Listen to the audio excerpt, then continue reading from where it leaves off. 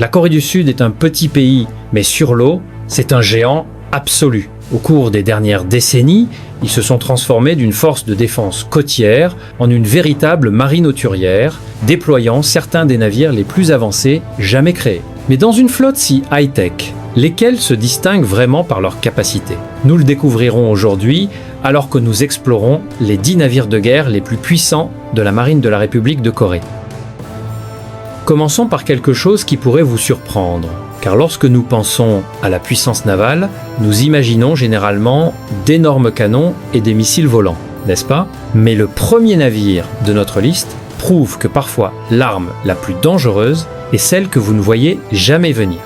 Nous commençons avec le mouilleur de mine de classe Nampo. Maintenant, vous vous demandez pourquoi diable, commencerions-nous une liste des 10 premiers avec un mouilleur de mine?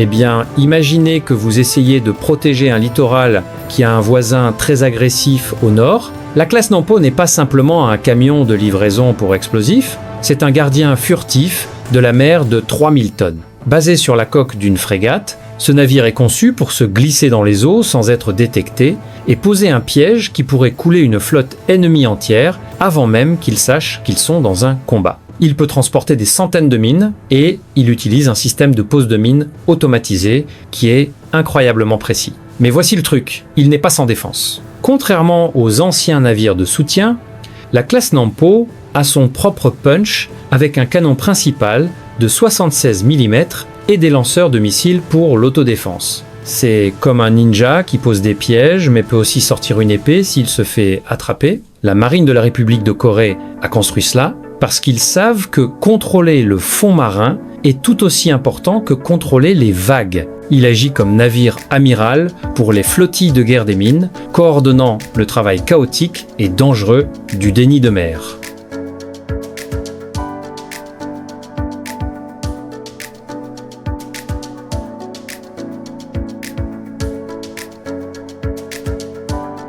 Passant de la défense à l'offensive, nous devons parler de comment mettre des troupes au sol. Voici le navire de débarquement de chars de classe Cheonwangbong.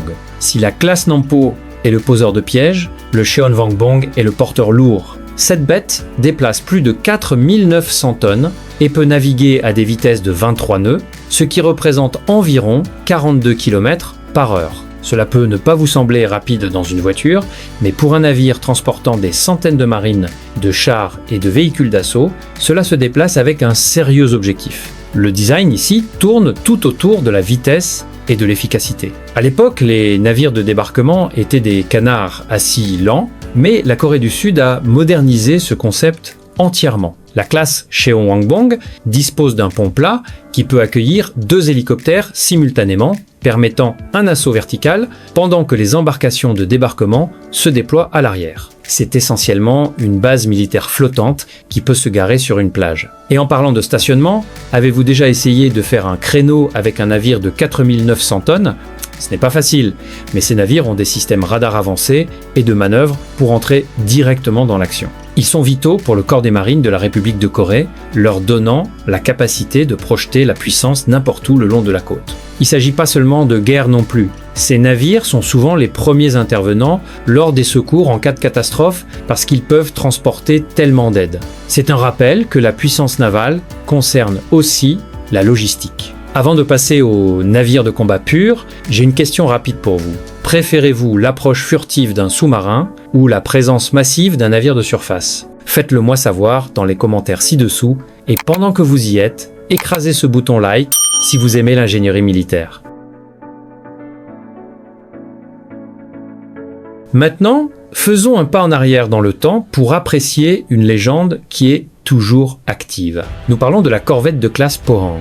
Vous ne pouvez tout simplement pas discuter de la marine sud-coréenne sans rendre hommage à ce cheval de bataille. Pendant des décennies, ces navires ont été l'épine dorsale de la défense côtière. Si vous étiez un marin en Corée dans les années 90 ou 2000, il y a de bonnes chances que vous ayez servi sur l'un d'entre eux. Ils sont plus petits, déplaçant environ 1200 tonnes, mais ne vous laissez pas tromper par la taille. Ces navires ont été construits avec un objectif principal, traquer les sous-marins nord-coréens et les embarcations d'attaque rapide. Ils sont armés de missiles Harpoon, de torpilles et de canons de 76 mm. Ils sont combatifs, robustes et ont vu de vrais combats. Cependant, l'histoire de la classe Pohang a un côté tragique. Nous devons mentionner le Cheonan, un navire de classe Pohang qui a été coulé en 2010. Cet événement a tout changé pour l'armée sud-coréenne, conduisant à des mises à niveau massives dans la façon dont ils détectent les menaces sous-marines. Les navires restants de cette classe ont été mis à niveau et maintenus en service parce qu'ils sont fiables, mais ils sont lentement retirés et même offerts à d'autres nations comme les Philippines et le Pérou. C'est comme cette vieille voiture fiable que votre père refuse de vendre parce qu'elle démarre à chaque fois. Mais pourquoi incluons-nous un navire vieillissant dans une liste des plus puissants? Parce que la puissance concerne aussi la disponibilité et les nombres. Pendant longtemps, la classe Pohang a fourni les nombres nécessaires pour couvrir les eaux difficiles autour de la péninsule. Ce sont les bagarreurs de la flotte, conçus pour combattre dans les eaux boueuses et peu profondes, où les destroyers plus grands pourraient avoir des difficultés.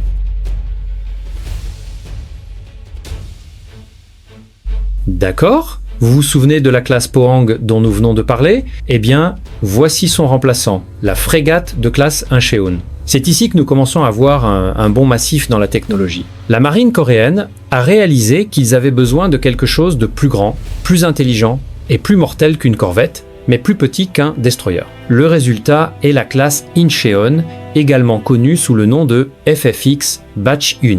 Ce navire représente la nouvelle ère de la défense côtière. Déplaçant environ 2300 tonnes, il est presque le double de la taille du navire qu'il remplace. Pourquoi l'augmentation de taille? Tout tourne autour de l'endurance et de la capacité en armes.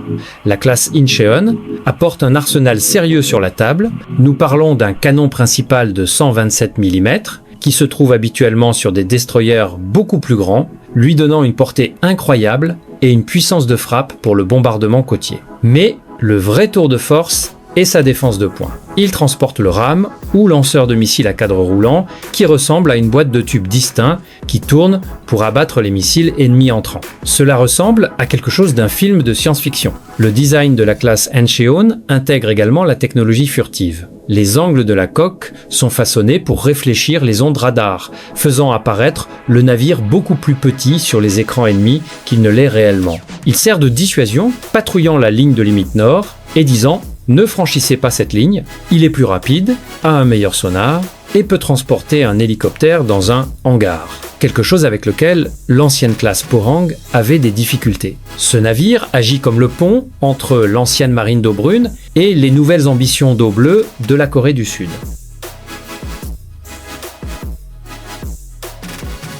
Si la classe Incheon était un bond en avant, la classe Daegu est un saut quantique. C'est le FFX Batch 2, et si vous pensez que c'est juste une copie du navire précédent, vous vous trompez complètement. La classe Daegu corrige la chose la plus dangereuse dans la guerre navale moderne, le bruit. Voyez-vous, les sous-marins sont la plus grande menace pour la marine sud-coréenne. Pour attraper un sous-marin, vous devez être silencieux. La classe Daegu utilise un système de propulsion hybride. Il peut fonctionner sur des turbines à gaz, pour la haute vitesse, ou il peut passer à des moteurs électriques pour la croisière. Lorsqu'il est en électrique, ce navire est silencieux, comme un murmure, il se faufile à travers l'eau, rendant extrêmement difficile pour les sous-marins ennemis de l'entendre arriver. Mais ça devient mieux.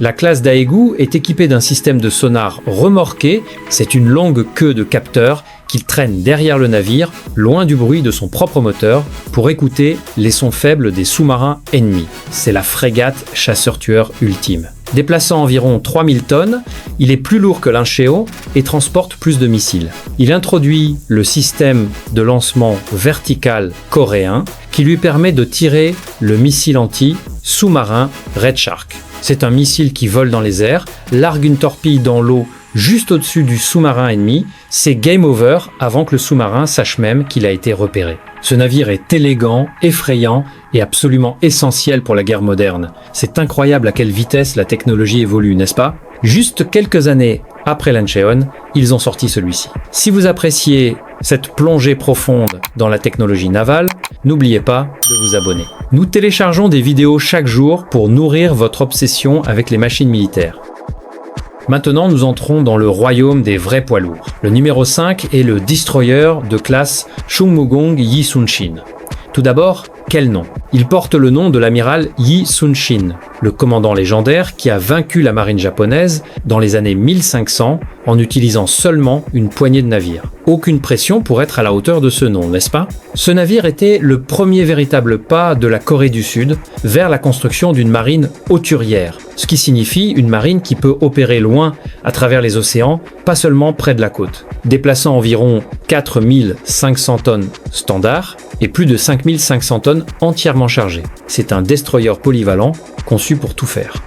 Il a un radar puissant, des missiles anti-aériens, des missiles anti-navires et des capacités anti-sous-marines. Avant l'arrivée de cette classe, la marine coréenne était principalement coincée à défendre ses propres ports. La classe Chungmugong Yi-Sun-shin a changé la donne en permettant à la Corée de rejoindre des missions internationales de maintien de la paix et de protéger les voies maritimes aussi loin que le golfe d'Aden. Il dispose d'un design furtif similaire à la classe américaine Harley Burke, mais optimisé pour les besoins coréens. L'une des caractéristiques les plus cool est son système de lancement vertical de 32 cellules. Cela lui permet de tirer une salve de missiles en quelques secondes. C'est le genre de navire qui fait s'arrêter et remarquer les autres nations. Il est polyvalent, fiable et représente le moment où la Corée du Sud a décidé qu'elle allait être une puissance maritime mondiale. Il agit comme un bouclier pour la flotte, capable d'abattre des avions et des missiles à des kilomètres de distance. C'est l'équilibre parfait entre coût et capacité, c'est pourquoi ils en ont construit 6. Préparez-vous car nous sommes arrivés au roi. C'est le destroyer de classe Sejong le Grand. Si les navires précédents étaient des poids moyens, c'est le champion poids lourd du monde. En fait, c'est l'un des destroyers les plus grands et les plus lourdement armés de la planète, sans doute encore plus puissant que les navires américains dont il s'est inspiré. Nous parlons d'un déplacement de plus de 7600 tonnes standard et près de 11 000 tonnes entièrement chargées. C'est absolument massif. Mais ce qui rend le Sejong le Grand si spécial, c'est le système de combat Aegis. C'est le système de radar et de suivi le plus avancé au monde. Il peut suivre des centaines de cibles simultanément, missiles, jets, drones, et guider les missiles pour les détruire. Mais la Corée du Sud n'a pas simplement acheté le système, ils ont attaché une quantité folle d'armes dessus. Ce navire a 128 cellules de lancement vertical. Pour vous donner un peu de contexte, la plupart des destroyers américains en ont 90 ou 86. Le Sejong le Grand est essentiellement un camion de missiles flottant.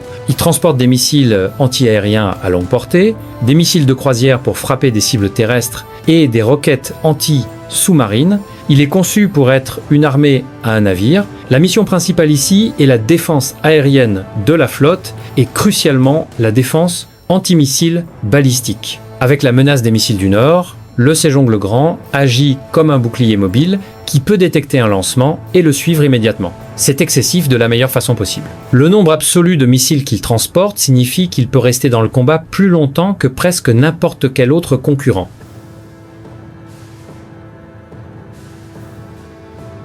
Juste au moment où vous pensiez que ça ne pouvait pas devenir plus avancé que le Sejong le Grand, laissez-moi vous présenter la frégate de classe Cheongnam. Vous vous demandez attendez, n'avons-nous pas déjà couvert les frégates? Oui, mais la classe Cheongnam est différente. C'est le FFX Batch 3 et il représente l'avenir. Alors que le Sejong est une brute massive, le Cheongnam est le ninja intelligent et high-tech. La caractéristique la plus frappante de ce navire est son mat intégré. Si vous regardez les navires plus anciens, leurs sommets sont couverts de radars tournants et d'antennes qui ressemblent à un fouillis de fils. La classe Cheongnam a une tour propre et solide qui abrite un radar multifonction fixe à 4 faces. C'est essentiellement un mini-système Aegis, similaire à ce qui se trouve sur les destroyers géants, mais réduit pour une frégate de 3600 tonnes. Cela permet au navire de détecter et de suivre les menaces à 360 degrés constamment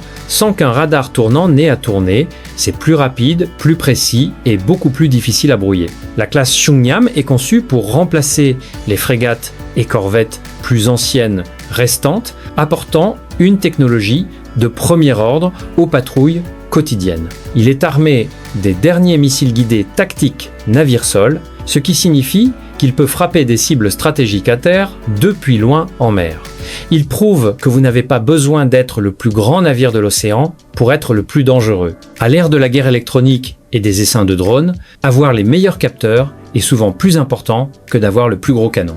Nous allons sous l'eau pour le numéro 2. Bienvenue à bord du sous-marin de classe Sunwon-il. C'est ici que la marine de la République de Corée devient un véritable cauchemar pour tout adversaire potentiel. Basé sur le design allemand Type 214, ce n'est pas le sous-marin diesel de votre grand-père. Le plus gros problème avec les sous-marins conventionnels est qu'ils doivent faire surface ou utiliser un schnorkel pour faire fonctionner leur moteur diesel et recharger leur batterie. Quand ils font ça, ils sont bruyants et visibles au radar. La classe Sunwon-il utilise quelque chose appelé propulsion indépendante de l'air ou AIP. Cela utilise des piles à combustible pour générer de l'énergie silencieusement pendant la plongée. Cela signifie que le sous-marin peut rester sous l'eau pendant des semaines sans jamais remonter pour respirer. Imaginez un chasseur qui peut retenir sa respiration pendant 2 semaines. Il déplace environ 1800 tonnes et est armé de torpilles lourdes et de missiles de croisière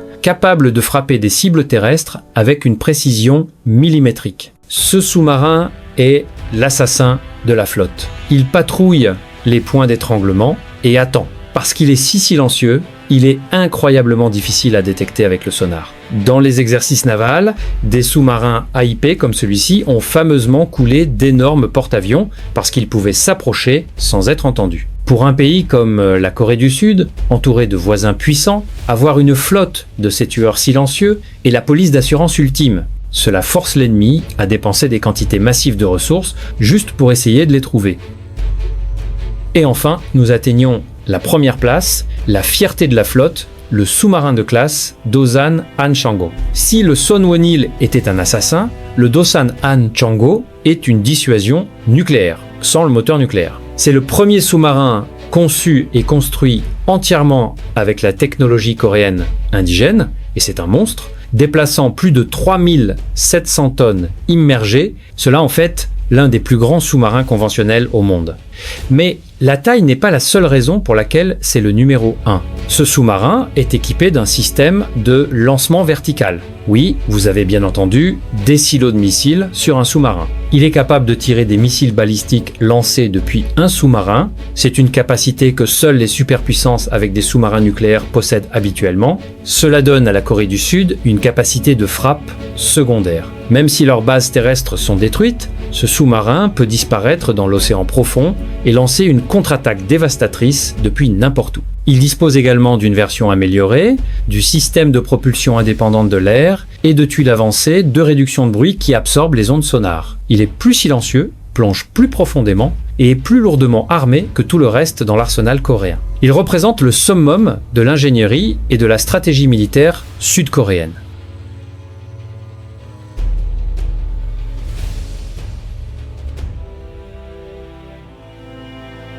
Et voilà les amis, c'était les 10 meilleurs navires de guerre de la marine de la République de Corée. Laquelle de ces machines vous a vraiment impressionné? Faites-le nous savoir dans les commentaires ci-dessous. Et n'oubliez pas d'aimer et de vous abonner si vous voulez voir beaucoup plus de classements comme ceci.